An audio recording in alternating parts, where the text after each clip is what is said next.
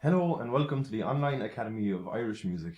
My name is Cillian O'Donnell and I'm going to be teaching you tricks and tips how to accompany Irish traditional music in standard tuning. So the first tune we're going to start off today with is The Rose and the Heather.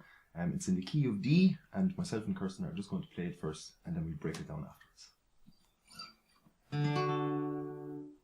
2, 3, 4.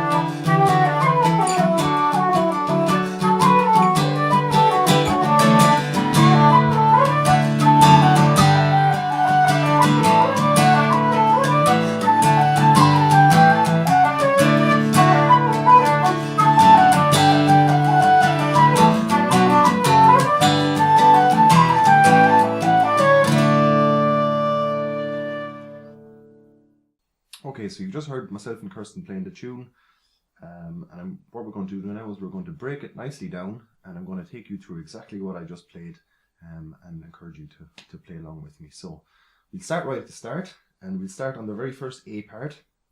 Before we do, I'll just emphasize my perspective on accompanying Irish music. Essentially, what you want to be doing is you want to be colouring in from the background. You don't want to take the foreground because the melody instrument still holds the story, and you're kind of just filling in the backdrop essentially. So you want to give it colour, but you don't want to dominate. You want to you're trying to elevate the melody player, you know.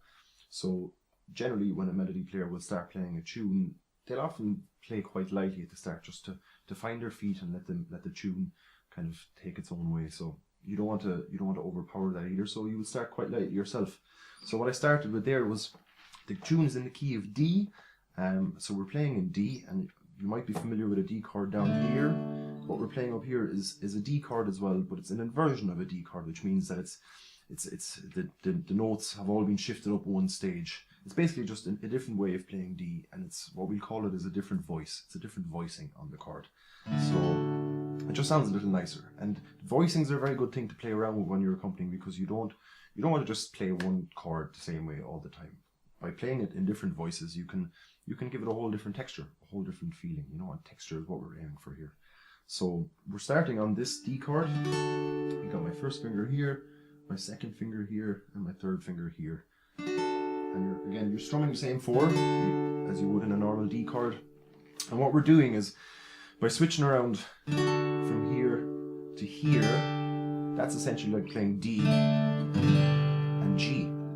So it's a nice effective method. It's nice and light of a chord change without overpowering the melody all too much.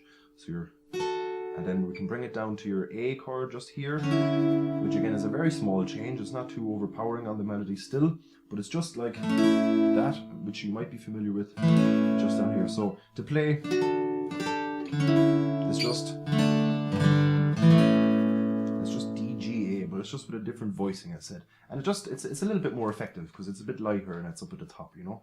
So what I played in the A part, I'll just play it for you slowly so you can play along.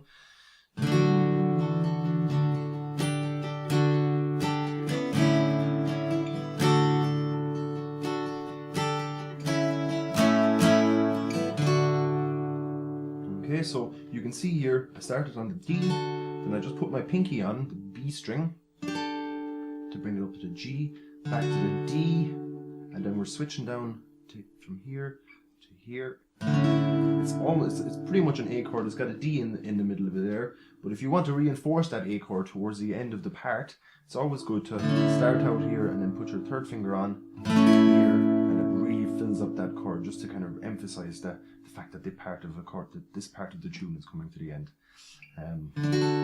So that's the A part covered nice and lightly. In the B part, there's going to be a dynamic rise because melodies in B parts generally seem to rise anyway. So the best thing for you to do here is to start out the B part nice and lightly, almost to trick the ear into thinking that we're still in a nice mellow B part. But within a bar or two, the melody will actually rise and go much higher. So you want to emphasize that with a change in your own dynamic as well. So what we'll do is we'll start out with playing just a D chord, as we did before, and then hit the G chord, a full G down below, hit it good and hard, so we're going.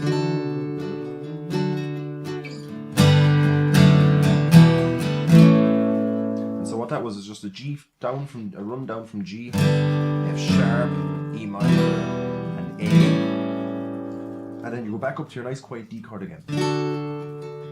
And you can hit the A chord, good and hard.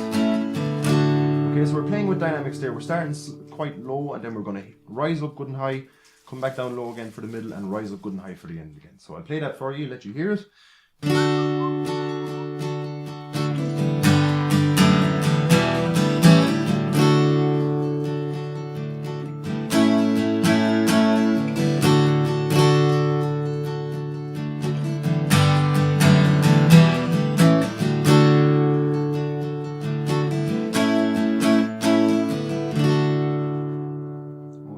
So this way then, at the end of that B part, you're set up nicely for the next A part, which is going to be pushing a little bit harder because now the tune has established itself and the melody player is feeling comfortable in playing the tune. So at this point we can kind of empower the tune a little bit more with some stronger rhythms. So what I'm going to use in this case is a similar voicing of the chord, except for we're going to give it an extra finger here on the A string so as to make 2 D sounds come out. So you've got a very resonant D, which is very important because it kind of gives the tune a constant reminder of what key it's in a sense, so that the listener's ear knows what to listen for, you know. For all of these chords that I'm doing, refer to the chord charts to be found on the website as well, and you can see exactly what I'm playing here in case you're having trouble keeping up.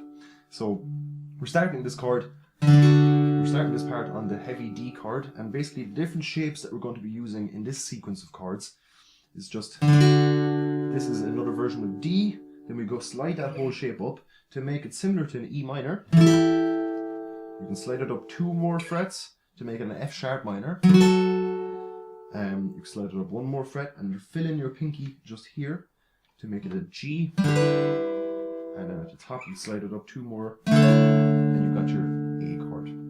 Now the one thing that all of these chords have in common is that there is a D string ringing out the whole time, so it's a very resonant reminder, as I said before, of what key you're playing. And so I'll just show you what I played in the second B part of the tune.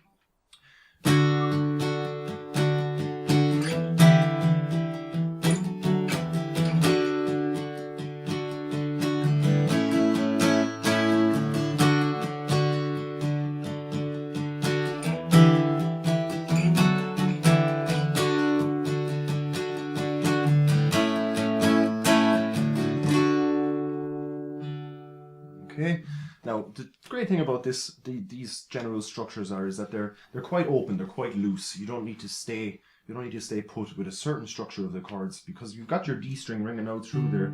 Sometimes the chord won't perfectly match up with the melody, but the melody will move so quickly within its notes that you don't really need to worry. You know, if it sounds good for the overall structure of the tune, then you can it's like this chord will add a little extra color to it.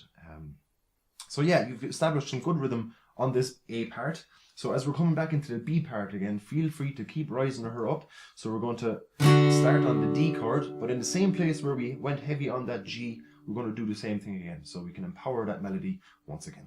So we're going.